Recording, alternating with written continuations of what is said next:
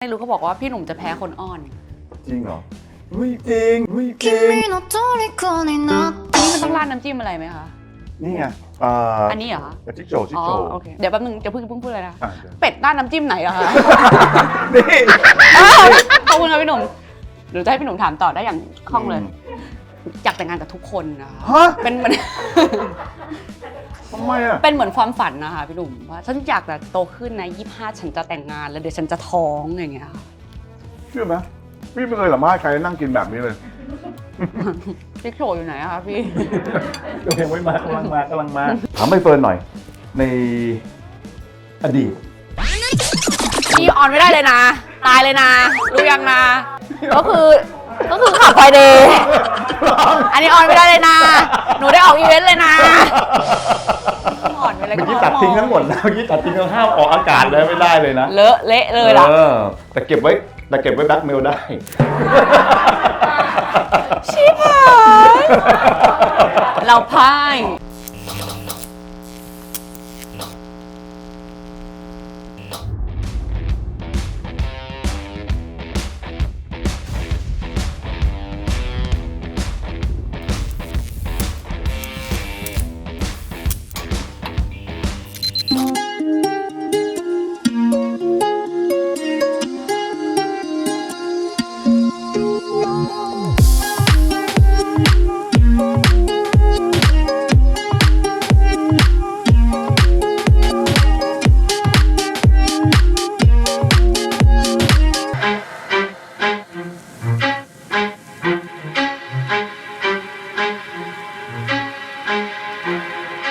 โอเควันนี้วันกันชัยนะครับก็เป็นอีกหนึ่ง EP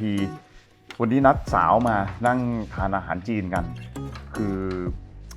อยากคุยกับน้องคนนี้มากเลยรู้ป่ะเพราะว่าติดตามผลงานของน้องเขามานานมากเลยอ่ะแล้วก็มาล่าสุดก็ได้ติดตามอีก ก็เลยรู้สึกว่าเขามีอะไรหลายๆอย่างที่แบบไม่ค่อยได้เห็นเพราะน้องไปพูดที่ไหนนะแต่เดี๋ยววันนี้จะลองคุย แล้วเขาบอกว่าเขากลัวพี่มากเขาบอกเขากลัวพี่มากต้องไปปรึกษาคนนู้นคนนี้คนนั้นว่าแบบกลัวพี่หนุ่มจะมาดีไหมจะเนี่ยแต่สุดท้ายก็แบบกัดฟันมากัดลิ้นมาวันนี้เดี๋ยวไปพูดคุยกับน้องเขานะมาแล้วฮัลโหลใบเฟิร์นทำไมอ่ะเป็นอะไร กลัวเชิญค่ะเชิญตัวเองด้วยไม่เป็นไรค่ะพี่หนุ่มนั่งเลยค่ะอย่าลำบากนะคะ ไม่ลำบากนะ โอเค ใบเฟิร์นนะก็เขินเลยอะพี่เขินเลยอีกนะเนี่ยเชื่อว่าพี่ไปนั่งคุยกับผู้หญิงพี่เขินทุกทีเลย เชื่อค่ะเพราะในนายไลน์มาแล้วบอกว่าอ้อนเลยให้อ้อนพี่หนุ่มเลย จริงป่ะ แต่เฟิร์นบอกว่าเฟิร์นกลัวน ายณภัทรเนี่ยนะ นายนภัส ทำไมถึงต้องให้พี่ทำไมต้องมาอ้อนพี่เพราะอะไร ไม่รู้เขาบอกว่าพี่หนุ่มจะแพ้คนอ้อน จริงเหรอไม่จริงไม่จริงไม่จริง君の虜になってしまう คือพี่ขออนุญาตใส่บ้านพี่มองเพื่อนพี่แก่แล้วถามจริงกลัวพี่จริงเหรอก ลัวจริง ทำไม ก็ดูรายการพี่หนุ่มอะค่ะแล้วก็เพื่อนๆก็จะบอกว่ามึงรู้เปล่ารายการเขาอะเขาเอาตำรวจไปรอจับอยู่ข้างในสตูเลยนะ ถ้ามึงโดนน่ะตำรวจจับมึงแน่อะไรเงี้ย คือถ้าออกมาออกเลยโดนคือโดนจับแน่ ใช่ตำรวจ โดนจับเรื่องอะไรอะไป ไม่ ทำ รู้ อะไรผิด ยังไม่มีแต่ว่ากลัวไว้ก่อน จริงป่ะ เขาของจริงนี่ตำรวจรอเลยโหพี่หนุ่มเอาเละเลยอย่างเงี้ยเพื่อนแล้วพี่หนุ่มโทรมาชวนแบบรายการอุ้ยไปดิวันไหนอะเอาวันเร็วๆเลย กลัวค่ะ ไม่ต้องกลัวทำไมล่ะเดี๋ยวมีเครื่องดื่มมาเสิร์ฟนะ อุ๊ย เห็นไหม เสิร์ฟดีๆนะพี่เดี๋ยวโดนตำรวจจับ เอาอีกแล้วไม่มีเราเนี่ยนะ เห็นไหมล่ะ ครับ กวนไว้ล่ะอย่างเงี้ยแล้วนึกยังไงถึงมา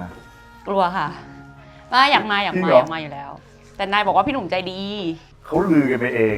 ว่าพี่อย่างงู้นอย่างนี้จริงๆแล้วแต่ว่าตอนทำผลกระแสมันก็เป็นแบบอีกหน้าที่หนึ่งไงแต่นี่คุยไว้คุยกับน้องๆคุยอะไรอย่างนี้ อยากไปออกไปล่าโหนนะ ไม่พี่หนุ่มคะอย่าดีกว่าค่ะเอาประมาณนี้แหละค่ะกำลังดีหนูคุยให้ดีเลยค่ะอยากรู้เรื่องอะไรทำได้เลยค่ะ เอางี้ไม่ถามเฟิร์นอย่างนี้จริงๆอ่ะใบเฟิร์นชื่อว่าใบเฟิร์นแต่มีคนเรียกทั้งใบแล้วก็เฟิร์น คือปกติเขาจะเรียกใบเฟิร์นแล้วพอคนอื่นคนทั่วไปเรียกสั้นๆเขาจะเรียกเฟิร์นแต่หนูไม่รู้ไปทำอะไรไว้น่าจะเป็นคือเวลาอยู่กับเพื่อนหนูจะน่ารำคาญนิดหน่อยเพื่อนจะเรียกว่าอีใบอย่างเงี้ยตลอด ก็เลยอยู่กับเพื่อนก็ใบบ้างก็เลยเริ่มชินแล้วก็ไปแทนตัวเองกับคนอื่นคนข้างนอกก็ใบคนอื่นก็ใบหลังๆก็เป็นใบ จากเมื่อก่อนคนอื่นเรียกเฟิร์นก็เลยไม่ละ เป็นใบ เป็นใบแทนพี่เคยเห็นตอนนั้นใบแบบเล่นหนังกับมาริโอใช่ไหมสิ่งเล็กๆมาไกลมากเลยเนาะ 10 กว่าปีแล้ว ทำไมมันเปลี่ยนได้ขนาดนี้จากเมื่อก่อนที่ดูวันนี้ดูสวยแบบไปทำอะไรมาปะ ไม่ได้ทำเลยค่ะที่มันดูผิวคล้ำเล็กน้อยแล้วก็หรือแต่งทุกอย่างก็คือจริงๆก็ผมยาวผิวอย่างนี้ปกติเลยค่ะ แต่ในหนังก็จะแต่งทาผิวแล้วก็ ขอดูแบบ ผมสั้น ชัดๆ ใช่ ที ถ้าเกิดวันเนี้ยลบเมคอัพออกแล้วทาสีเข้ม แล้วก็ผมสั้นก็คือนี่เลยค่ะ ก็อย่างนี้เลยเหรอ คิ้วเคิร์ฟอะไรเงี้ยโล้นเลยค่ะ เหรอ ใช่ โอ้โหโอเคอาหารมาแล้วมานี่ไม่ได้คุยสักทีนะเดี๋ยวอาหารเข้าเดี๋ยว ได้ น้ำเข้ามันยุ่งเลยนะมาขอบคุณนะครับงั้นระหว่างที่เขาเสิร์ฟพี่คุยด้วยเลยกัน ได้ค่ะ คือเข้าวงการมากี่ปีละ ตอนหนูเล่นสิ่งเล็กๆประมาณ 17 ค่ะ 16 17 หนังออน แล้วทำไมใครเป็นคนชวนขึ้นมาเล่นละครเล่นหนัง 18 เล่นมีโมเดลลิ่งค่ะ พามาแคส ตอนเด็กๆก็แคสโฆษณาแคสอะไรเงี้ยแล้วก็ส่วนใหญ่ไม่ค่อยได้ เด็กกว่าอันนั้นอีก เด็กกว่านี้ใช่ไหม 8 ขวบ ไม่เคยได้เลยหรือไงไม่ค่อยได้หรือไม่เคย แทบไม่เคยได้เลยค่ะ ได้งานน้อยมากๆ สมมติแคส30 งานก็คือ ไม่ได้เกือบ30 งานนะคะ29 ถึง 30 งานที่ไม่ได้ แล้วก็มาได้หนังเนี่ยแหละค่ะ เรื่องนี้ ใช่ค่ะ แล้วหลังจากนั้นก็คือหนังมันดังมากนะตอนนั้นอ่ะ ใช่ หนูมาโรงเรียนแล้วชีวิตหนูเปลี่ยนไปเป็นคนละคนเลย ก็รุ่นน้องวิ่งมากรีดอะไรเงี้ย หนูก็ไม่เค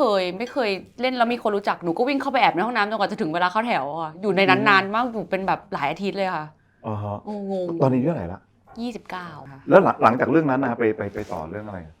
หลังจากนั้นหนูก็มาเซ็นกับทางช่อง7ค่ะ แล้วก็เล่นละครของช่อง7อะไรเงี้ย จนหมดสัญญาก็ออกมาเป็นอิสระ แล้วก็มาเล่นหลงไฟ เล่นใบไม้อะไรเงี้ย หลงไฟกับใบไม้พี่ดูนะ จริงพี่ดูพี่ชอบ โดยเฉพาะใบไม้อ่ะเล่นเป็นสาวสองใช่ไหมยากมากนั้นอ่ะ ยาก หนูรู้สึกว่าหนูจะเล่นอะไรไม่ได้ตลอดเวลาที่หนูแบบทำการแสดงรู้สึกว่านั้นก็เล่นไม่ได้ นี่ก็เล่นไม่ได้ นิลาก็โดนมันก็จะมีกระแสที่แบบไม่อยากให้หนูเล่น อยากให้แบบสาวสองเล่นคงจะอินกว่าอะไรเงี้ยก็กดดัน ทำไมเล่นแต่บทแรงๆ ไม่กินใช่ไหมไม่กินนะ เดี๋ยวก็รอพี่เปิดนะคะไม่กล้ากินก่อน กินเลย กลัว กินเลยนู่นมีเป็ดเห็นไหมเป็ด อุ้ยเสียงกรอบมากเลยอะค่ะ เอาไหม อยากค่ะ พูดไปเลย หนูอยากค่ะ คือตอนอยู่ช่อง7ตอนนั้นเราเล่นแต่บทอะไรบทหน่อมน้ำไหมหรือว่าเป็นแบบบทแรง ไม่ค่อยแรงค่ะตอนอยู่ช่อง7อาจจะยังเรียนอยู่ด้วย ก็จะเป็นแบบบทนักศึกษาบทอะไรเงี้ยและพอออกเป็นอิสระหนูก็เล่นแบบรักสลับร่างกับพี่นันดาก็บทไม่แรงเป็นสตันท์สาว ๆอือฮึ เจ้าหญิงเม็ดทรายก็โรแมนติกคอมเมดี้อะไรเงี้ยค่ะ อือฮึ แต่คนจะไปพูดถึงอันแรงมากกว่าจริงๆหนูรับแบบเฉลี่ยเท่าๆกันเลยค่ะอุ้ยกุ้งตัวใหญ่มากเลยนะคะ อยากกินใช่ไหมเอาสิ ไม่แล้วกับมาริโอเคยกลับไปเล่นกันอีกไหม พีโอก็มีซีรีส์นิดหน่อยแล้วก็ส่วนใหญ่เป็นโฆษณาค่ะมีหนังของต่างประเทศเล่นด้วยกันบ้าง รับงานต่างประเทศด้วยกันบ้างอะไรเงี้ย อืม อันนี้มันต้องราดน้ำจิ้มอะไรไหมคะ นี่ไง อันนี้เหรอ ชิคโจชิคโจ อ๋อโอเคอ๋อ เดี๋ยวต้องมาให้ขอชิคโจหน่อยฮะอืมผมเอาซีอิ๊วขาวด้วย หืม นี่ไม่เคยมานั่งคุยแล้วมานั่งกินอย่างนี้เลยนะเห็นบอกเวลาเขาฉากชอบกินส้มตำใช่ไหม ชอบน้ำตาลค่ะ กินแล้วเวลาเลิฟซีนนี่กินส้มตำใช่ไหม ไม่ใช่ปัญหาของหนูค่ะ เป็นปัญหาของพระเอก ทำไมอ่ะเขาต้องมานั่งบนบอกเลิฟซีนกูต้องไปกินส้มตำเขาบอก ตัวใครตัวไอ้นายใช่ไหมคะ มันพูดหลายเรื่องเหมือนกันนะคะ นายบอกว่านายบอกทำไมอ่ะทำไมต้องแบบขนาดนั้นด้วยอะไรอย่างเงี้ยแบบแบบเข้าฉากเลิฟซีนต้องกินส้มตำอะไรอย่างเงี้ย ต้มตำเป็นอาหารหลักค่ะ ต้องกินทุกวันอยู่แล้ววันไหนมีเลิฟซีนก็กินวันไหนไม่มีก็โชคดีของพระเอก แล้ว ไป นายเขาบ่นไหม เขาก็พูดนะคะหนูก็ไม่สนใจหนูก็กินก็ไม่ต้องกินต้มตำเหรออร่อยนะกินไหมอย่างเงี้ย ข้างนอกนี่ดูแบบดูไม่ใช่นางเอกเนอะ อ่ะ นายดูไม่ใช่นางเอก ค่ะ ดู ดูไม่เหมือนเลยค่ะ ดูไม่เหมือนนางเอก อะไรที่คนอื่นเขาทำหนูไม่ค่อยเลยค่ะ ทำไมอ่ะเป็นคนห้าวๆใช่ไหม หนูหิวอะพี่หนุ่มหนูชอบกินอ่ะ เหรอ ใช่ค่ะ กินก่อนก็ได้ อ่าจิ๊กโฉอยู่ไหนอะคะพี่ ยังไม่มากำลังมาก็ต้องใส่ถาดโอ้โห แล้วได้ครบรสไงอยากรู้ว่ารสชาติเป็นยังไง ที่เรานั่งกินข้าวกันนี่คือไปไม่ได้เป็นโควิดใช่ไหม ไม่เป็นค่ะ ใบรอด ยังรอดอยู่ แล้วตอนก่อนหน้านี้เห็นบอกว่าผู้จัดการติด ใช่ค่ะ แล้วเราอยู่กับเขาตลอด อยู่กับเขาตลอดนั่งรถตู้กับเขาตลอดนอนคอนโดเดียวกัน อย่างไม่ติด ไม่ติดค่ะหนูก็อ่าน CPR ทุกวัน โชคดีมากแล้ว อันนี้ถ้าพี่หนุ่มไม่กินหนูกินได้เลยใช่ไหมคะ ได้เลยฮะมีซอสทัฟเฟิล เขาใช้มือกันไหมคะทำเขินนิดนึง ไม่น่า แอป เชื่อ เขิน ไม่น่าเชื่อว่านายจะเป็นนางเอกนะดู ไม่เป็นไรอยู่ที่นี่ก็ดีเป็นรายการนี้ดีกว่า นี่กำลังคุยกับนางเอกเบอร์ต้นๆของเมืองไทยอยู่ใช่ไหม กุ้มใจจังผู้จัดการนาย ไม่น่าเป็นอย่างนี้จริงๆใช่ไหมจริงป่ะเบาๆเราอะมาด้วยกันเนอะ แล้วทำไมจริงๆแล้วพอออกจากทางช่อง7 ก็มาเล่นแบบเป็นฟรีแลนซ์ก็เล่นแบบทั่วๆไปแล้วมาร่วมงานกับช่อง3กี่เรื่องละ เรื่องแรกค่ะ เรื่องแรกเลยของคุณนกจริยา ใช่ แล้วกับนายอ่ะนายเคยเล่นหนังมาด้วยกัน เล่นหนังมาด้วยกันค่ะ กลายเป็นคู่จิ้น ใช่ค่ะ ใช่ไหมแล้วทำไมถึงไม่เป็นแฟนกับนายอ่ะ สงสารนายเขานะคะ จริงเหรอแต่รู้ใช่ไหมแม่หมูเขาชอบไปมาก แม่หมูรักหนูมาก ใช่บอกรักมากแล้วแบบอยากให้เป็นแฟนกับนายมากรู้ใช่ไหม ดูค่ะแม่พูดเลยแม่พูดต่อหน้าตลอดเลยค่ะ ก็แล้วยังไงแล้วจะบอกว่าไง ก็หัวเราะใส่แม่ไปเลยค่ะงง อืม ๆแม่เขารู้ว่าเป็นเพื่อนกัน เคยมีแบบคิดว่านายคือมาจีบไหม ไม่เคยเลยค่ะแม่แก้เคืองไม่เคยจีบหนูเลยค่ะ อืม อันนี้อร่อยมากเลยนะคะ อร่อยไหม อันนั้นหนูเอากลับบ้านได้ไหมคะอันนี้ซ่อนไว้ก่อน อร่อยสเปคอย่างนายเนี่ยได้ไหม หนูไม่พี่กับเป๊กจริงๆพี่หนุ่ม ไม่มีเลยว่าต้องหน้าตาผิวพรรณส่วนสูงอะไรยังไงเท่าไหร่อย่างเงี้ยไม่มีเลยค่ะ ไม่มีเลย ไม่มีเลยทั้งนิดเดียว คือแล้วแต่ฟิลเหรอ ใช่แบบเขาทำอะไรอย่างเงี้ยเขาดึงโต๊ะอย่างเงี้ยอุ้ยตกหลุมรักอย่างเงี้ยมันก็ตกหลุมรักไปเลย เฮ้ยจริงเหรอแล้วเคยมาแบบนี้แบบอุ๊ยแบบชอบเขาจังเลยอะไรอย่างเงี้ย เคยค่ะ แล้วยังไงอะเราจะมีคนต้องไปคุยกับเขาก่อนไหม ไม่ หรือ ค่ะ ว่า ก็แค่ชอบก็แบบน่ารักจังเลยผู้หญิงเขาเดินมาแล้วเขี่ยด้วงออกจากพื้น ให้พ้นทางคนนี้เป็นรู้สึกชอบจังเลย หมายว่าคนคนนั้นน่ะถ้าเกิดเขาจีบปุ๊บอาจจะเป็นแฟนก็ได้เลย หรืออาจจะไม่ชอบไปเลยก็ได้แค่มันชอบไปในวินาทีนั้น แล้วก็พอเขามาจีบอาจจะคิดมากว่าจะเสียใจไหมจะเกิดอะไรขึ้นจะคุยกันได้ไหมจะคุยกันรู้เรื่องไหมก็อาจจะทำให้ไม่ได้คุยต่ออะไรเงี้ ทุก ย วันนี้มีคนมาจีบไหม ไม่มีใครจีบเลยค่ะ ทำไมอ่ะเป็นเพราะว่าเราแบบนิสั เราอย ยู่ ไม่ กับ ดี เราอยู่กับผู้จัดการส่วนตัวป่ะหรือว่าไงคือผู้จัดการกันไหม ไม่กันนะคะ แต่ก็อยู่กับนางทุกวันแบบนอนก็นอนด้วยกันตื่นเช้าไปทำงานด้วยกันออกรบด้วยกันกลับมาบ้านเหนื่อยพร้อมกันหลับพร้อมกันอย่างเงี้ยค่ะ แล้วนางเคยบอกว่าเอ้ยไปทำไมไม่มีแฟนวะอะไรอย่างเงี้ย ต้องบอกว่า ใครเขาจะเอามึง เหรอ มึงก็น่ารำคาญแล้วก็บอกว่าหนูว่าน่ารำคาญ เหรอ หนูชอบแบบไปแบบอันนี้อะไรนะชอบถามคำถามที่นางรำคาญคงอยู่ด้วยกันบ่อยนางจะแบบรำคาญกันและกันนะคะ เคยมีแฟนไหม เคยมีแฟนค่ะจะยิ้มไม่ต้องยิ้มเลยถามมาเลยแหมเอาได้ไหมไม่รู้นะ เห็นบอกเพิร์ดมากไหม เห็นไหมทำเป็นถามๆอ่ะก็ประมาณนึงค่ะพี่หนุ่ม ฮะ เป็ดนี่กินได้ไหมคะ กินได้แต่ตอนนั้นเพิร์ดมากใช่ไหม ถ้าเฮิร์ตค่ะ เรื่องมีข่าวดังเหมือนกันนะ ดังไหมคะ ดัง ข่าวว่าอะไรคะ โอ้โห เปิดมาซะขนาดนี้ พี่หนุ่มได้ยินอะไรมา อืม เดี๋ยวแป๊บนึงจะเพิ่งพูดเลย อ่ะ เป็ดหน้าน้ำจิ้มไหนอะคะ นี่ ขอบคุณค่ะพี่หนุ่มหรือจะให้พี่หนุ่มถามต่อได้อย่างคล่องเลย แล้วเราเสียใจถึงขั้นไหน เป็นแบบที่สุดในชีวิตที่เคยเสียใจมาเลยค่ะ แต่พอเลิกแล้ววันที่ร้องไห้จริงๆอะร้องวันเดียวเอาให้เสร็จ แสดงว่าเรารู้อยู่แล้วว่าเดี๋ยววันหนึ่งมันต้องเลิกกันแน่ๆเพียงแต่ว่าเรายังแบบเหมือนกับเขาเรียกอะไรไม่ยอมรับความเป็นจริง ใช่อยากแต่งงานนะ กับคนนี้เลยเหรอ อยากแต่งงานกับทุกคนนะคะ ฮะ เป็น ทำไมอ่ะ เป็นเหมือนความฝันนะคะพี่หนุ่มว่าฉันอยากจะโตขึ้นนะ25ฉันจะแต่งงานแล้วเดี๋ยวฉันจะท้องอย่างเงี้ยค่ะ คือหมายความว่าถ้าคือมีความคิดว่าอยากจะแต่งงาน เพราะฉะนั้นพอผู้ชายคนนี้ที่เราคบอยู่ด้วยเราก็รู้สึกว่าเราคา รั ด ก หวัง แค่ตกหลุมรักใครก็คือหนูอยากแต่งงานกับคนนั้นหนูจะแต่งงานเดี๋ยวหนูท้องก็เป็นแม่ที่ดีเลี้ยงลูกเลยอย่างเงี้ยค่ะเป็นวิธีคิดแปลกๆ นี่ หน่อย มีแฟนมากี่คน ไม่กี่คนเองค่ะคน2 คน แต่ว่าคนที่เลิกไปแล้วเฮิร์ทนี่คือ ไปแอบชอบใครก็อยากแต่งงานกับเขาค่ะหนูอะ จริงปะ ลึกๆแล้วใช่เป็นแบบอยากมีชีวิตปลายทางแบบเหมือนคิดเป็นเด็กๆ อาจจะดูการ์ตูนเยอะตอนเด็กๆคิดว่าแบบชีวิตปลายทางคือแบบต้องแต่งงานอะไรอย่าง อ เงี้ย ยากแต่งงานกับตรงยูอ่ะ เจ้าอยากพี่หนุ่มขอกินชิ้นนี้คำหนึ่งก่อนได้ไหมอย่าเพิ่งถาม ได้ โอเคเดี๋ยวว่ามีมารยาทอ่ะ เดี๋ยวพี่กินด้วยอุ้ยกุ้งนี้ตัวใหญ่มากเลยอ่ะ น่ารักดีค่ะอ่ะ อืม องยูชอบค่ะ เดี๋ยวพี่กินก่อนได้ไหม เอาขอโทษค่ะ ชอบนะกงยู อุ้ยอันนี้อร่อยจริงชอบองยูค่ะ ชอบนะเห็นส่งข้อความไปหาเขาด้วยนี่ อุ้ยเราก็รู้เยอะ ใช่ไหม ได้เล็กไปชื่นชม ตรงไปหาเขาว่าไงส่งข้อความไปหากงยูว่าไง หนูเลิกงานแล้วนะคะโอป้าไงพิมพ์ไทยไปแล้วเขาไม่อ่านนะคะไม่ตอบหนูอ่ะ ไอจีไหมเราคุยกันแบบเนี้ยคุยกันเรื่องเนี้ยกังวลใจไหมว่ามันออกอากาศไปหรืออะไร ไม่กังวลเลยค่ะผู้จัดการไม่ให้ออกแน่นอน จริงป่ะ ใช่ ผู้จัดการไม่ออกไม่ได้ถาม ไม่มีทาง ให้ออกไหมไม่ให้ออกใช่ไหม ใช่ค่ะ ให้ออกไหมออกไม่ได้อีกแล้วกูจะหลังทำไม ขอบคุณค่ะพี่หนุ่มเกรงใจจังเลยอ่ะ น้องเกินก็จริงดีเนาะน้องของเนาะจริงเนาะเชื่อไหมพี่ไม่เคยสัมภาษณ์ใครนั่งกินแบบนี้เลยไม่หรอกคือพี่รู้สึกว่าอะไรป่ะพี่รู้สึกว่า มันไม่รู้จะถามอะไรอ่ะเพราะมันอยากกินอ่ะ พี่หนูเชิญหนูมาทำไมก่อน ก็มันเลยดินี่คือแบบอยากให้มากินข้าวไง นี่หนูมาได้เรื่อยๆนะคะอย่างเงี้ย จริงป่ะ ใช่ค่ะ นี่น่ากลัวอย่างที่คิดไหม ไม่เลยค่ะ ตอนนี้ ใช่ไหม เริ่มสบายแล้ว อืม พี่จะเข้าคำถามโหดแล้วเหรอคะ อืม อ๋อ พี่ไม่มีคำถามหมดเลย เฉยๆเลยนะหนูก็ไม่ค่อยมีเรื่องมีราวอะไรป่ะ อืมเห็นบอกว่ามีคนอยากให้เล่นละครกับยาย่า จริงเหรอคะ ไม่รู้เมื่อกี้เขาบอกมา ก็ได้ยินพร้อมกัน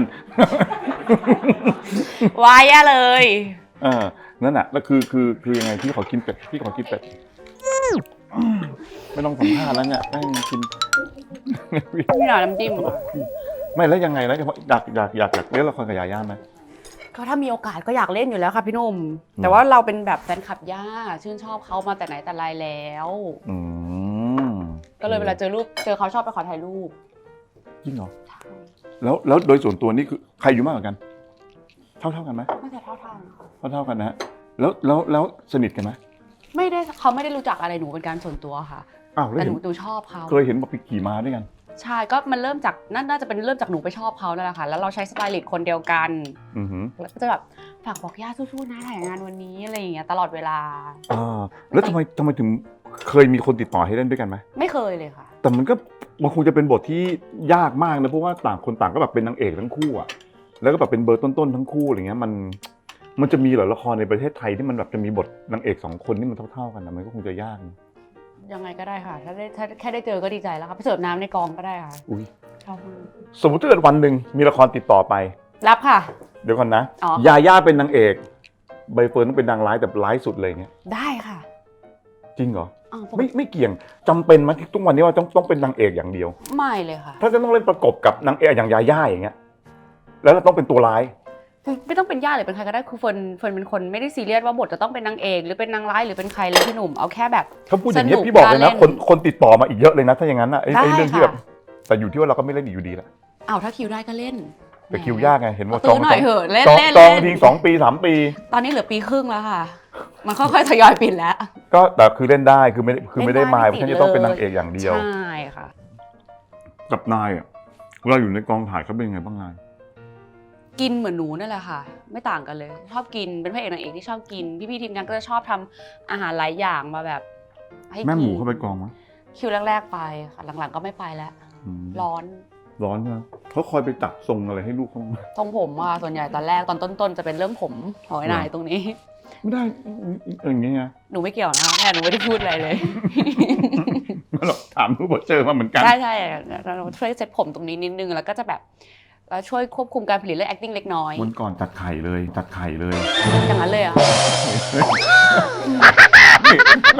มันมาถ่ายนี่เหรอ ใช่หลบใครเนี่ยใคร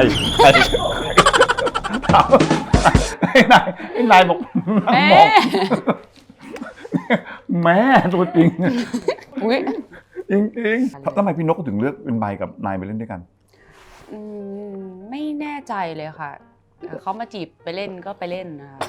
คิวได้ด้วย นานไหม ก็นานเหมือนกันนะคะ กว่าจะเปิดก็สักพักหนึ่งเลย อ๋อคือแบบเป็นครั้งแรกที่เล่นซ้อนใช่ไหม ใช่ ตอนนั้นซ้อนกับอะไรฮะ ซ้อนกับซิเนหาสาลีค่ะ อ๋อ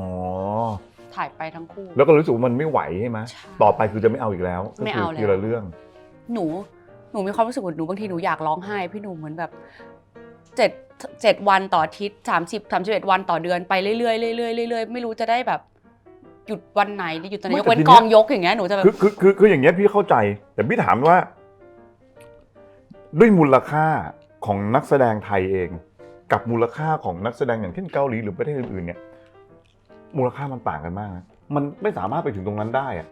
แล้วเราเล่นเรื่องเดียวอะแล้วมันจะอยู่ยังไงอะมันโอเคเหรอหรือเราก็คิดว่าโอเคเรามีงานอื่นๆที่เป็นพวกโฆษณาหรืออะไรอย่างงี้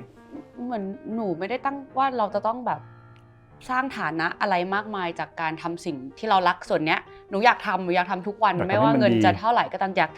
แค่ให้งานมีมาตรฐานที่ดีเฉยๆอะค่ะแล้วก็สมัยก่อนตอนเด็กๆที่หนูได้งานต่อวันหนูได้700ก็เคยแล้ว ก็ ก็ ยังอยู่ได้เลย ก็แล้วหนูก็ยังกินเหมือนเดิมใช้จ่ายไม่ได้ต่างจากเดิมมากอะไรเงี้ยแล้วก็ อืม ข้าวกองก็มีอะไรเงี้ยก็เลยรู้สึกว่ามันอาจจะไม่ใช่ประเด็นหลักที่หนูคิดมั้งคะ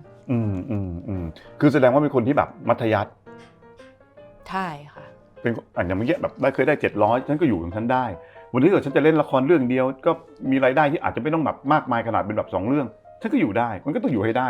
เอาสุขภาพไว้ก่อนใช่ค่ะแล้วก็มาตรฐานให้ดี แล้วก็มาตรฐานของละครที่เราต้องเล่นออกไปวันก่อนมีคนเอากล้องวงจรปิดที่ร้านลูกไก่ทองมาเปิดหนูนั่งร้องไห้เหรอใช่เขาบอกร้องไห้แบบเขาเปิดกันดูที่ร้านลูกไก่ทองทำไมมันเกิดอะไรขึ้นคือเพื่อนๆหนูจะเป็นคนพูดตรงมากสมมติว่าหนูเริ่มเป็นบ้าจากตัวละครไหนก็จะแบบเริ่มด่าหนูแล้วนี่ไม่ใช่มึงแล้วมึงท่าทีแปลกเลยไปหาหมอเดี๋ยวนี้ไปหาจิตแพทย์เดี๋ยวนี้อะไรเงี้ยจะโดนอะไรแบบนี้อยู่ตลอดแล้วลูกไก่ทองก็เป็นอีกวันหนึ่งที่ตอนนั้นหนูแบบเครียดสะสมหลายๆอย่างมากแล้วก็แบบทำอะไรก็กังวลไปหมดขาดความมั่นใจหน้าดิ้วคิ้วขมวดแล้วก็แบบมันมาจากอะไรอ่ะทำงานเยอะแล้วการทำงานของแต่ละที่ก็ไม่เหมือนกันบางที่ที่เขาทำคนละแบบกับเราก็ไม่เหมือนที่คิดไว้อะมันไม่ได้อย่างที่คิดไว้จะทำยังไงดีจะออกมาดีไหมงานเราอะไรเงี้ยก็จะมีความแบบคลั่งนิดนึงเพื่อนก็เรียกมาหลอกไปกินน้ำแข็งใสปกติเลิกกองหนูจะชอบกลับบ้านเลยเหมือนกันไม่ชอบไปนั่งกินข้าวที่ไหนเพราะจะกลับไปอ่านบทก็นั่งกินน้ำแข็งใสนี่ใส่อะไรกินซานึงอีใบวันนี้ท่าทีมึงไม่ดีเลยนะมึงหน้าตาข้ามเครียดตลอดเวลารู้ไหมคนอื่นเขากลัวทำคนอื่นเขาเสียใจหรือเปล่าก็ไม่รู้ทีมงานเราเขาต้องมานั่งเก่งกันหมดว่ามึงเป็นเลกเก้เลยพี่หนุ่มกูนี่ตั้งใจอย่างนี้เลยร้องไห้แตกนี่เลยเหรอน้อยใจเสียใจแล้วก็เสียใจกับสิ่งที่ตัวเองเป็นด้วยรู้สึกว่าทำไมไม่รู้ตัวเลยทำไมถึงเครียดทำไมต้องกดดันทำไมต้องบางทีทำงานไปเยอะมันจะแบบอยากให้เพอร์เฟกต์อันนี้คือเล่น2 เรื่องควบกันนี่ปะช่วงนี้ล่ะก็เลยอันนี้เป็นที่มาอันนึงที่ทำให้เราต่อไปนี้เราจะเล่นแค่เรื่องเดียวป่ะด้วยค่ะคือบางทีถ่ายละคร2 เรื่องมันยังไม่รวมโฆษณาอื่นที่ต้องแบบหาคิวแทรกให้ได้หรือว่าทำอะไรกลับมาบ้านแล้วฟิตติ้งอีกงานนึงก็คือยังไม่ได้นอนนอกจากไม่ได้อ่านบทอย่างที่อยากอ่านแล้วยังต้องฟิตติ้งทำนู่นทำนี่ทำทุกอย่างอะไรเงี้ยหนูก็จะมีความแบบเครียดไหมพรุ่งนี้ต้องทำอะไรอีกวันนึงทำอะไรอะไรเงี้ยตลอดในช่วงนึงแต่จริงๆแล้วมันถ้าพี่เข้าใจนะมุมนี้พี่เองก็เป็นอย่างนี้นะเพราะพี่ต้องทำงานอย่างเงี้ยทุกวันพี่ก็เลยแบบได้มีโอกาสไปคุยกับทางจิตแพทย์อ่ะจิตแพทย์บอกว่าคุณหนุ่มผมว่าคุณมีปัญหาแล้วนะปัญหายังไงวะคือคุณจำเป็นที่คุณต้องคุณตอนนี้คุณกำลังคิดว่าคุณเก่งเขาไม่บอกคือผมคิดว่าคุณกำลังคิดว่าคุณเก่งคุณสามารถแกะได้คุณคิดว่าคุณไม่เปล่านะไอ้เรื่องที่คุณฟังอยู่ทั้งหมดเนี่ยอยู่ข้างในแม่งอยู่ในจิตใต้สำนึกแล้ววันหนึ่งอ่ะถ้าเกิดว่าคุณแม่งโมโหหลุดรั่วหรือเป็นอะไรขึ้นมาคุณจะหยิบไอ้สิ่งที่อยู่ในจิตใต้สำนึกของคุณออกมาใช้เพราะคุณรู้วิธีการหมดเพราะคุณฟังเขาเล่ามาหมดเลยแล้วเราจะทำยังไงคะก็ต้องปรึกษาก็ต้องแบบเนี่ยค่อยๆแบบต้องค่อยๆคุยค่อยๆอะไรเงี้ยพี่ต้องมีคนหนึ่งที่แบบสามารถที่แบบเฮ้ยมีอะไรปึ้งพี่ต้องคุยเขาได้เลยอะไรอย่างเงี้ยแต่พี่ยังไม่ได้เลยตัวเนี้ยพี่ยังไม่ได้ทำอย่างนั้นเลยเอาผู้จัดการหนูไว้ลองไหมคะลองดูได้บีบคอก็ได้ค่ะได้หมดเลยนี่พี่เป็นแบบนี้เลยนะเป็นอย่างนี้บ้างไหมเป็นหน่อยต้องมีอะไรมึงต้องฟังมึงต้องรับฟังวันไหนไม่มีนางจะรับฟังให้ค่ะนางจะเป็นคนมาบอกเฟิร์นว่าเฟิร์นเป็นแล้วนะเฟิร์นก็จะคิดว่าเฟิร์นไม่เป็นไรเฟิร์นแยกตัวเป็นอะไรเป็นบ้าเป็นจิตใช่ไหมโรคจิตอีบ้าอะไรเงี้ยเวลาเล่นเป็นแบบอย่างนิลาเขามีความเป็นโรคจิตแล้วหลังๆหนูชอบบอกว่ากูเป็นนิลาแล้วกูแบบสบายมากเลยผู้จัดการเขาบอกสบายไม่ได้เป็นตัวนี้สบายไม่ได้เขาไม่ปกติถ้าไม่รู้สึกสบายในอาการที่แบบเดือดร้อนเดี๋ยวหนาวอย่างเงี้ยได้แปลว่าเริ่มแกะไม่ออกแล้วนะอะไรเงี้ยแต่หนูก็จะคิดว่าตัวเองเก่งเหมือนกันบางทีก็รู้สึกว่าไม่เป็นไรหรอกแกะได้กลับบ้านแล้วเลิกงานเนี่ยหัวเราะกับเพื่อนอยู่เลยหัวเราะสักพักนึงก็ตาขวางก็มีอะไรเงี้ยเป็นใช่ไหมเป็นเคยแบบเอาวิธีการตัวละครไปใช้กับคนอื่นไหมโดยไม่รู้ตัวก็มีพี่หนุ่มโดยมองแบบตอนเล่นหลงไฟจะแบบชอบเช็คของแบรนด์เนมใช่ตัวละครอ่ะและในชีวิตจริงอ่ะใบเป็นคนบางทีไม่ได้รู้จักยี่ห้อนาฬิกาผู้ชายรองเท้าผู้ชายไม่เคยรู้เลยผู้ชายเดินผ่านมาก็นาฬิกาอะไรอะรองเท้าอะไรถามว่าอีทำท่าทีชะโงกดูอะรู้จักก็จริงๆแล้วไม่รู้จักแต่มันเป็นวิธีคิดของตัวละครที่ไม่ใช่ของเราที่ต้องเช็คข้าวของที่ผู้ชายใส่ว่าคนนี้มีตังค์หรือเปล่าเวลาเราเล่นเป็นตัวละครก้านแก้วอะไรเงี้ยแล้วก็ในชีวิตจริงก็เผลอทำแบบนั้นไปแต่ทำไปปุ๊บในบทมันจะเขียนกำกับว่าเขาใส่ยี่ห้ออะไรแต่ในชีวิตจริงมันไม่มีไงแล้วก็ทำไปทำไมวะไปมองเขาแบบนั้นทำไมเนี่ยต้องค่อยๆแบบแยกให้ออกว่าไหนคือวิธีคิดของเรากับไหนคือวิธีคิดของตัวละครมีครั้งหนึ่งตอนเล่นเป็นแบบตัวบอสซี่เจ้ากี้เจ้าการสั่งโน้นสั่งนี้แล้วก็ทีมเสื้อผ้าไม่ได้รีดชุดออกไปรอไว้ซึ่งปกติไม่รีดอมรีก็ไม่รีดอีใบก็นางเล่นทำโน่นทำนี่รอบเนี้ยยายฟ้องผู้จัดการทำไมเขาถึงไม่รีดชุดรอไว้ทำไมไม่วางเกงซับในไม่วางไวเลสรอต่อกันไปเลยอะไรเงี้ยแล้วก็เฮ้ย กูเนี่ยคือคนที่ไม่เป็นระเบียบที่สุดแล้วทำไมจะไปอยากให้คนอื่นเป็นระเบียบอะไรเงี้ยก็เลยรู้สึกว่าไม่ใช่ละยายก็บอกมึงเป็นอะไรอ่ะไม่ใช่มึงละอันนี้ไม่ใช่ละจะผู้จัดการจะเตือนตลอดว่าไม่ใช่มึงนะอันนี้ตัวละครเนี่ยลำประพัดนะเล่นอยู่ตัวนี้นะอะไรเงี้ยใช่ตายแล้วดีนะไม่พูดกับเขาออกไปอะไรเงี้ยทำไมถึงเป็นคนที่ไม่ชอบแบรนด์เนมไม่รู้จักแบรนด์เนมไม่รู้จักเลยก็รู้จักขึ้นตามกาลเวลาค่ะไม่ได้บอกว่าไม่ชอบหรือว่าอะไรอะไรเงี้ยชอบแต่ว่าเป็นคนไม่ซื้อชอบเป็นอย่างไปดีกว่าเช่นแบบกระเป๋าสีนี้เรารู้สึกชอบใบนี้เพราะว่ารู้สึกว่ามันถือได้เข้ากับเราหรือจำเป็นไม่ต้องแบบ หรืออะไรเงี้ย Hermes Chanel อะไรเงี้ยจำเป็นไม่จำเป็นเลยค่ะแค่รู้สึกว่าถ้าเกิดดูแล้วอันเนี้ยเหมาะกับเราแล้วก็เข้ากับชุดได้ก็โอเคซื้อไหมก็ซื้อบ้าง Hermes ซื้อไหมไม่ค่ะ ทำไมก็อาจจะไม่ได้เข้าไปเดินดูไม่ได้มีโอกาสเข้าไปเดินดูชัดๆอะไรอย่างงี้ก็เลยยังไม่ได้แบบเกิดแบบอุ้ยอยากได้นี่มันสวยกว่าอะไรเงี้ยไม่ค่อยจะแบบไม่หนูแทบไม่เคยได้ไปเดินแพงสุดกระเป๋าซื้อใบเท่าไหร่ไม่ได้ซื้อกระเป๋ามานานมากแล้วนี่แสดงว่ามีคนจำเป็นหลักแสนไหมหลักแสนก็มีแต่ว่ามันนานมากแล้วพี่หนุ่มเฟิร์นแทบไม่ได้แบบจริงไม่ได้ใช้ตังค์ทำบ้าน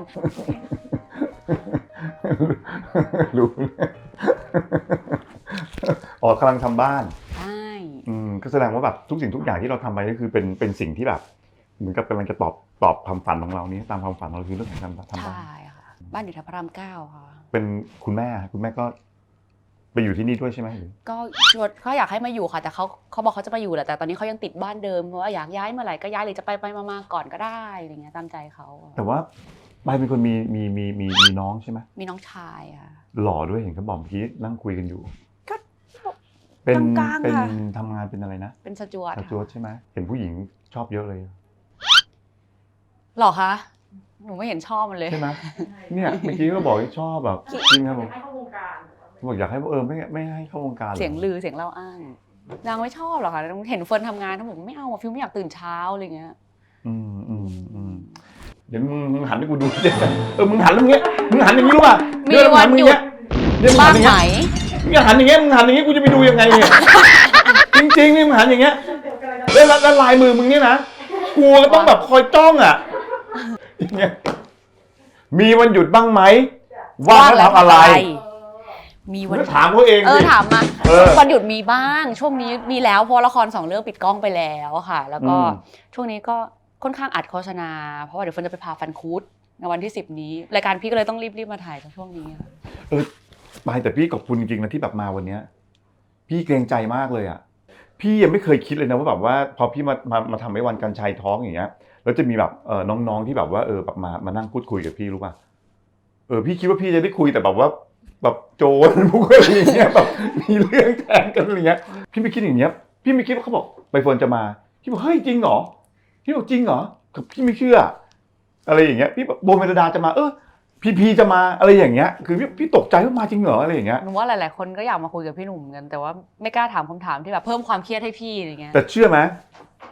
พี่โคตรมีคำถามอยากจะถามแบบคนที่มานั่งกับพี่เยอะมากเลยแต่บางทีพอเป็นนักแสดงด้วยกันอย่างเงี้ยพี่ถามไม่ได้ไงพี่ต้องเอาไปออกโหนกระแสกล้าเปล่าล่ะไม่กล้าหรอกค่ะขอโทษขอโทษค่ะกล้าหรือเปล่ากล้าเลยคือมันก็เลยได้คุยกันแบบได้แค่ซอฟๆไงสบายๆแล้วก็หรือว่ามีเรื่องอะไรก็มาเล่าผ่านให้พวกหนูฟังก็ได้นะเรื่องงานพวกพี่อ่ะจริงเหรอหนูว่าหลายๆคนอยากฟังหมดอ่ะจริงเหรอแต่เจ้าพีก็น่าจะอยากรู้เรื่องอะไรอ่ะไม่หมายถึงว่าเผื่อพี่อยากบ่นอยากอะไรไงหนูอยากถามพี่ว่ารู้สึกไงเวลาแบบต้องเห็นคนโกหกซึ่งหน้าตลอดเวลาพี่รู้สึกยังไงอะไรเงี้ยเรื่องไหนที่คิดว่าโกหกไม่รู้รวมๆสมมติหนูว่าพี่ต้องมีความเซนส์ไม่แสดงว่าใบต้องมีที่แบบดูแล้วเขาโกหกมันมีคนโกหกอยู่แล้วแล้วรู้สึกว่าเอาแล้วเริ่มเข้ารายการแล้วรายแบบเห็นคนโกหกซึ่งหน้ากดดันไหมโมโหไหมรู้อ่ะดูแล้วรู้เหรอเขาโกหกไม่รู้แต่คิดว่าพี่แน่นอนก็ต้องมีคนที่พี่คิดว่าพี่โกหกพี่คิดว่าเขาโกหกไม่ใช่คิดว่าพี่โกหกคือไม่หรอกคือพี่เชื่อว่าคนที่มานั่งในรายการพี่ไม่มีใครโกหกหรอกเพียงแต่ว่าพูดในมุมของตัวเองมันเป็นแค่มุมมองของเขาเขาอาจจะพูดมุมนี้ว่าแต่ว่าคนที่นั่งดูอาจจะรู้สึกว่ากูไม่เชื่อตอนที่พี่มาทำพิธีกรรมใหม่ๆพี่ติดสคริปต์ละครมากพี่ติดบทละครมากอะไรเงี้ยคือเหมือนกับเราถูกเทรนมาว่าเราต้องมีบทแล้วเราถึงจะพูดสื่อสารออกไปถูกไหมแต่เป็นพิธีกรบางครั้งมันไม่ใช่ไงมันกลายเป็นว่าต้องเหมือนกับพอเขามีสคริปต์มาให้เราต้องอ่านให้มันตรงสคริปต์อะไรอย่างเงี้ยเพื่อให้ตรงกับบทเหมือนกับบทละครอ่ะซึ่งมันใช้ไม่ได้ไงหนูทำไม่ได้ค่ะทำได้มันคือตัวเรามันต้องเป็นตัวเราต้องถามในแบบของเรามันคือความเสือกของตัวเราถ้างั้นก็มีแววอยู่นะคะ มันคือความเสือก มันคือ ดูเป็น ควา ไป ม ได้ อยาก นะคะ รู้มันคือความอยากเห็นมันคือแบบ ใช่เหรอคุณแน่ใจเหรอ นึกภาพตัวเองถามอย่างนั้นไม่ออกเลยพี่หนุ่มใช่ไหมทำไม อีก ถึง อัน ตี ห เด็ นึ่ ก ง เนี้ย อีกอันหนึ่งคนที่เป็นพิธีกรได้ดี คือต้องเป็นคนกวนส้นตีน หรือว่าอีกสัก2-3 ปีก็ลองฝึกดูนะ จริงๆ คนที่เป็นพิธีกรได้ดีคือต้องเป็นคนที่กวนตีน ต้องมีความกวนตีนอยู่ในตัวแล้วพี่เชื่อว่าใบนี้ ค่ะขอบคุณค่ะพี่หนุ่มดูมีอนาคตอีกสัก2-3 ปีจ้างได้นะคะ แต่เชื่อไหมวันการชัยเนี่ยคุยกับผู้หญิงมา3 คนนะนี่คนที่3ที่คุยนะ คนแรกเนี่ย โบเมลดา กินน้ำเลย อันนั้นก็จะเพื่อ ลุ้น ห้าวๆทุกอย่างอะไรเงี้ยเนาะก็แบบอะไรเงี้ยเขาไปข้างรักหน่อยนั้นใหม่ดาวิกาอันนี้ก็เหมือนออกแนวขี้แกล้งขี้แกล้งเซ็กซี่ขี้แกล้งนู่นนี่นั่นอะไรเงี้ยอันนี้เป็นอีกแบบหนึ่ง แบบไหนคะพูดออกมาเลยพี่หนุ่มไม่ต้องเองเลยพูดออกมาเลย อันนี้เป็นคนที่แบบมันเป็นเด็กผู้หญิงที่แบบ ไม่มีฟอร์มอ่ะ และ แล้วคนตี มีความกวนนึกออกว่า จริงอ่ะ ใช่ป่ะเป็นคนแบบนั้นนะ เป็นคนค่ะ เป็นคนไม่มีฟอร์มแล้วออกเป็นคนแบบแนวคุณจีนนิด ใช่ ๆอะไรอย่างเงี้ยเป็นคนอยากรู้อยากเห็นนะเป็นคนเหมือนพี่เป็นคนชอบเสือกอะพี่ ค่ะทั้งคนตีทั้งเสือกแล้วค่ะโอเคค่ะ ไม่ได้ว่านางเอก ใช่ นะ ใช่ค่ะ มัน ไม่ เป็น ติดไม่เถียงค่ะไม่ มันเป็นอย่างนั้นป่ะ เป็นอย่างนั้นเลยค่ะ เพราะส่วนใหญ่คนที่ดูโหนกระแส หนูนะดูนอกจากเวลาดูอะช่างทำผมต้องปิดไดร์ปิดทุกอย่าง แล้วก็ยืนดูเพราะว่าหนูไม่ได้ยินเสียง แล้วเคยแบบไม่เชื่อมึงหรอกมึงพูดอย่างนี้ได้ยังไงไม่จริงหรอก มีหมดเลยน้อยอย่างนี้เลยน้อยใช่เหรออย่างนี้มีหมดเลยออกแบบคือมันดูละครเหมือนชาวบ้านเลย เออ ทำไมไม่มีแฟน โอ้โหพี่ผมดูสภาพสิคะ ทำไมอ่ะ ไม่รู้ พี่เชื่อว่าน่าจะมีผู้ชายแบบอยากจะเป็นแฟนกับใบเฟิร์นนะ พี่หนุ่มคิดผิด เฮ้ยใบเฟิร์นพิชโนกแบบผู้ชายมันต้องห่างไกลมากนะ มันไม่มีจริงๆอะค่ะพี่หนุ่ม พูดเป็นเล่นน่ะ จริง ไม่มีคนมาจีบไม่มีใครเข้ามาไม่มีอะไรเลยเหรอ ๆไม่มีเลยค่ะจะแบบบางคนก็ฝากเพื่อนมาบอกว่าชอบนะแบบโอ้เหรอขอบคุณค่ะอะไรอย่าง แต่ เงี้ย แบบจีบจริงจังนี่ไม่มี ไม่มีค่ะ แต่เห็นบอกว่ามีผู้ชายจีนคนหนึ่งเขาแอบชอบอยู่ไม่ใช่เหรอมีไหม ที่เป็นข่าวใช่ไห ใช่ ม ไหมที่เป็นข่าวชื่ออะไรอีวีปินวีปิน อ่านไม่ออกเหมือนกัน ฮะอุ๋ยปินอุ๋ยปิน ไม่รู้เรื่องเลยค่ะพี่หนุ่มเหมือนเขาน่าจะดูสิ่งเล็ก อืม ๆที่เห็นข่าวเขาจะดูสิ่งเล็กแล้วก็โพสต์รูปเปิด มีอะไรอยากจะคุยอีกไหม ไม่พี่อะพี่มีอะไรไหมคะ พี่มีอะไรถามไม่ได้หรอกพี่ถามในรายการนี้ไม่ได้หรอก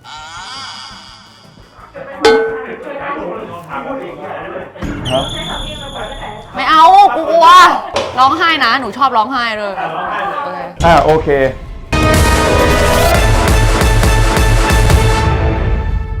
เข้าสู่รายการผลกระแสวันนี้นะครับเดี๋ยวพูดคุยคุณใบเฟิร์นนะคือมันมีประเด็นที่เกิดขึ้นเรื่องราวของความรู้สึกของเธอที่ก่อนหน้านี้มันมีประเด็นเกิดขึ้นเยอะแยะมากมาย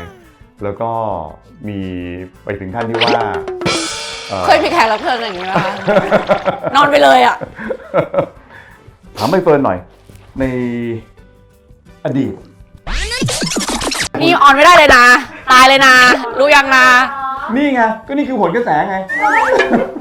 ก็คือขับไปเลยอันนี้ออนไม่ได้เลยนะหนูได้ออกอีเวนต์เลยนะตายแล้ว โอเค